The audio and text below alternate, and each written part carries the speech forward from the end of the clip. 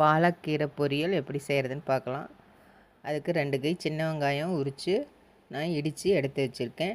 10 பல் பூண்டும் இடித்து எடுத்து வச்சுக்கலாம். இதோட பச்சை மிளகாயும் சேர்த்து இடித்து எடுத்து வச்சுக்கலாம். நான் வரமிளகா தான் சேர்த்துறேன்.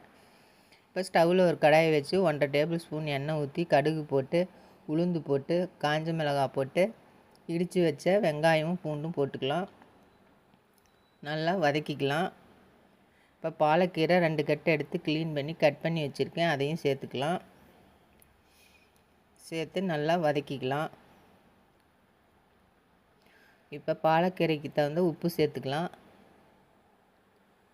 உப்பு சேர்த்து நல்லா வதக்கிக்கலாம். மூடி போட்டு ஒரு 2 நிமிஷம் வேக வச்சு எடுத்துக்கலாம். இப்போ வேக வச்ச துவரம் பருப்பு ஒரு கைப்பிடி அளவு சேர்த்துக்கலாம். தேங்காய் துருவினது 2 டேபிள் ஸ்பூன் சேர்த்துக்கலாம். சேர்த்து எல்லாமே வதக்கி விட்டால் பாலக்கீரை பொரியல் ரெடி ஆயிடுச்சு.